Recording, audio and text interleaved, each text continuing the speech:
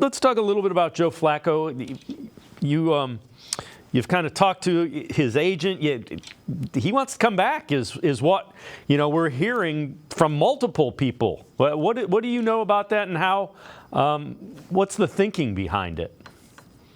Yeah, I was surprised, Dave. I thought, I think I was assuming what everybody else was, that Joe wanted to go to an opportunity where he had a better chance to play, right? I mean, I talked to him at the end of the year.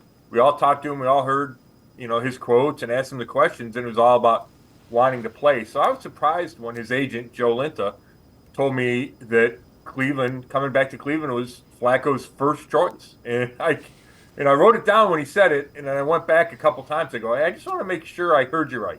Coming back to the Browns is his first choice. And he's like, yep. So, I think part of it's probably Joe Flacco's not going to get a starting job somewhere. He's 39 years old. Now, could he get a chance to go be a backup for somebody less established than Deshaun Watson? Sure. And I think that's what he would weigh.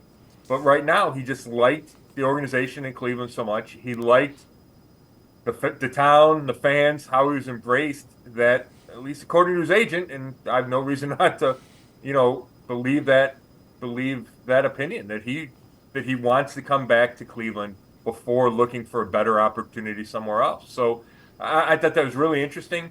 From the Browns' perspective, to me, the only holdups are, do you think you could do better as a player? And, we could discuss that. But Joe Flacco was really good. We all know that, right? Led him to the playoffs. How would the money work? And Linton didn't think money would be an issue. He wasn't going to hold up the Browns for a huge contract. And then how that fit is with Deshaun Watson, right? Joe Flacco won over so many fans. He's so established. Would it be awkward for him to be the backup? And at the end of the year, we asked a bunch of players that. We asked Kevin Stefanski, Andrew Berry, and they all said no. Linton said no, that Joe Flacco backed up Zach Wilson, and he was fine in that role. Obviously, he wants to play, but he knows how to do that role. He supported the starter. So it feels like kind of all the pieces are in place for Flacco to come back. So now it's just a matter of, does it really get done?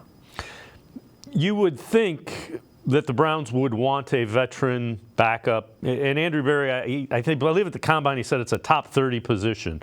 I think last year with DTR, and it's nothing against DTR, if you're a team that expects to be a playoff team making a deep playoff run, you need a guy that has been there, done that at the quarterback position.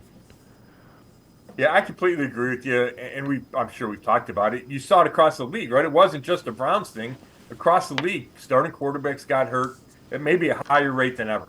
And to me, that reinforces the importance of a backup quarterback, because I understand both sides of the argument that, hey, if you lose your starter, you're kind of screwed anyway, so do you need to invest in the backup?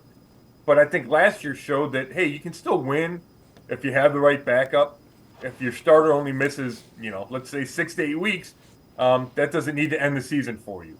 Even if he misses the end of the season, right? Like Deshaun Watson, Flacco got him to the playoffs. They had a chance to win playoff games, in my opinion. Obviously, they lose the opener, but with Flacco playing like he did at the end of the regular season, you could have competed with a lot of teams, I felt like. So I think it has reinforced or even maybe altered the importance of the backup quarterback across the league. I think it should for the Browns.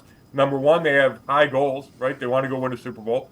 Number two, your quarterback's coming off an unprecedented shoulder surgery for a quarterback. And while the Browns expect him to be back to himself, he's going to start throwing any day now, there's still questions there. And whether it's coming off the shoulder surgery, whether it's the fact that he had the rotator cuff injury earlier in the year that sidelined him, you need a plan B. And I think that plan B needs to be good, and it can't be calling Joe Flacco in November. You have to have that guy from day one. Now, you could discuss, is Joe Flacco the best option? And the Browns have to consider that. But I think you do need an established veteran, and Flacco is certainly one of those guys.